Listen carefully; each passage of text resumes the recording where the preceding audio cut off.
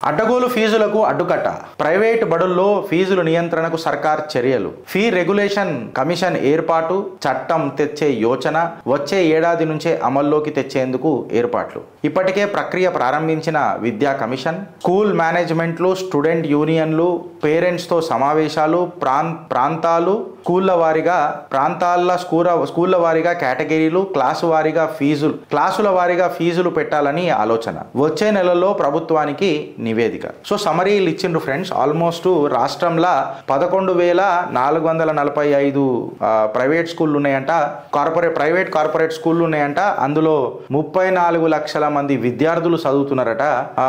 Private స్కూళ్ళ ఫీజులు ఏవైతున్నాయో 20,000 నుంచి 5 లక్షల వరకు ఫీజులు ఉన్నాయని చెప్పి ఇవాళ వెలుగు పేపర్లో వచ్చిన కథనానికి మనం మాట్లాడదాం. నిన్న ఏదో 15% ప్రైవేట్ స్కూల్స్లల్లా ఫీజులు పెంచాలా అని చెప్పి వచ్చిన కథనానికి చిత్రగుప్తు నిలదీసి, ఓ నిద్రపోతున్న ముఖ్యమంత్రి, అల్లు అర్జున్ మీద పెట్టిన కాన్సన్ట్రేషన్ తెలంగాణ ప్రజల మీద పెట్టు అని చెప్పి మనం మాట్లాడినాము. మళ్ళీ దానికి స్పందించిన సర్కారా లేకపోతే నిజంగా ఇది రేడార్లు ఉండేనా, వాట్ ఎవర్ ఇట్ మేబీ. నేను ఏదో పెద్ద ఠేకాదారు అని చెప్తలేను, క్రెడిట్ తీసుకోవాలని కూడా అంటలేను. బట్ అట్లీస్ట్ ప్రజల సమస్యల పైన మన ముఖ్యమంత్రి గారు ఆలోచిస్తున్నారు అని అంటే అది నిజంగా అభినందనీయమే. అయితే నేనేమంటున్నానంటే వచ్చే ఏడాది కల్లా అని అన్నారు. వెనకటికి కూడా తిరుపతిరావు అధ్యక్షతన ఈ ప్రాసెస్ పెట్టి దాని తర్వాత ఈ ప్రాసెస్ ని నాశనం పట్టించి అసలు పట్టించుకోకుండా తెలంగాణ ప్రభుత్వం, వెనుకటికి బీఆర్ఎస్ ప్రభుత్వం చేసిన చర్యలు, అసలు తెలంగాణ ప్రజలు ఎస్పెషల్లీ తెలంగాణ తల్లిదండ్రులు పిల్లలకు చదువు చేసి ప్రయోజకులను చేద్దామని అనుకున్న ప్రతి తల్లిదండ్రులు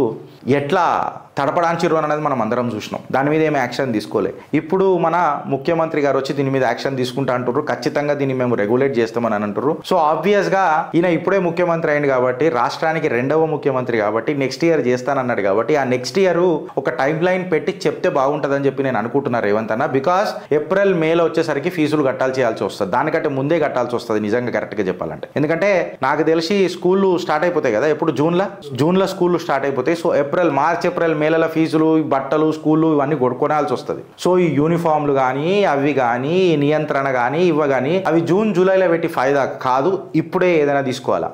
ఇప్పుడు మన ఎక్స్పీరియన్స్ ఈ రేవంత్ రెడ్డి గారితో చాలా భిన్నంగా ఉన్నది. ఈ మాట నేను ఎందుకు అంటున్నా అంటే, ఇప్పుడు ఆల్రెడీ మనం డిసెంబర్లోకి వచ్చి జనవరిలోకి ఎంటర్ అయిపోతున్నాం ఆల్మోస్ట్. సో జనవరిలోకి ఎంటర్ అయిపోతున్నాం కాబట్టి ఫిబ్రవరి, మార్చ్, ఏప్రిల్లో ఈ స్కూల్ ఫీజులు, స్కూల్ కాలేజీలు, స్కూల్ షూసులు, స్కూల్ బుక్కులు ఇవన్నీ ఉంటాయి. సో ఇప్పుడు మేము ఫీజును నియంత్రిస్తాం అని చెప్పి ఒక స్టేట్మెంట్ ఇచ్చిండా మళ్ళీ Revanth Reddy.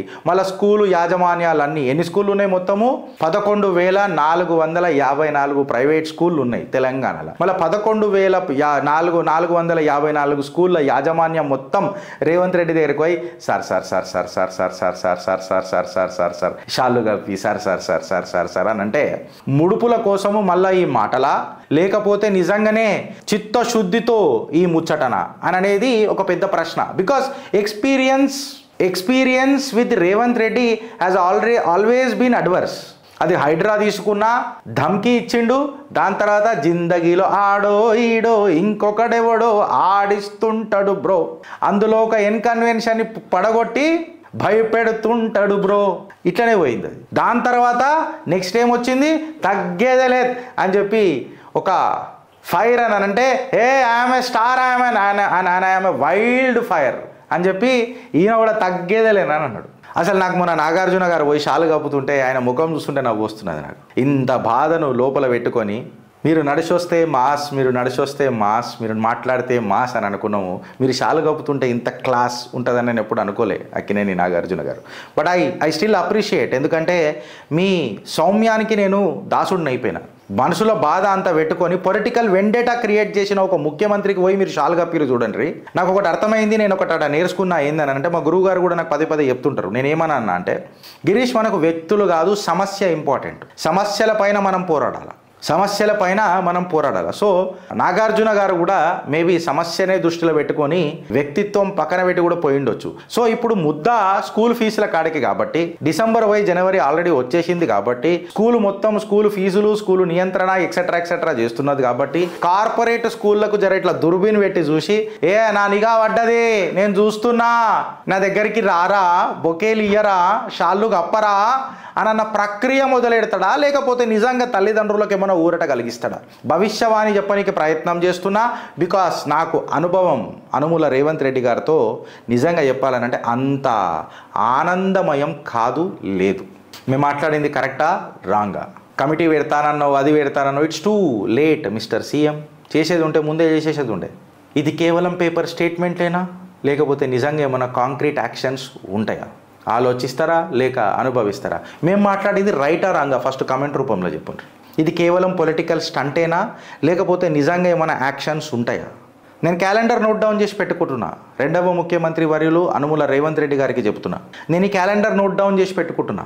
When is the right time sir? ఆ ఆస్పీషియస్ టైం, ఆ మధుర గడియలు ఎప్పుడు వస్తాయి? తల్లిదండ్రుల ఆవేదన, వాళ్ళ కళ్ళల్లో ఆనందం ఎప్పుడు చూస్తా అని చెప్పి నేను ఆలోచిస్తున్నా. భారత్ మాతాకి జై.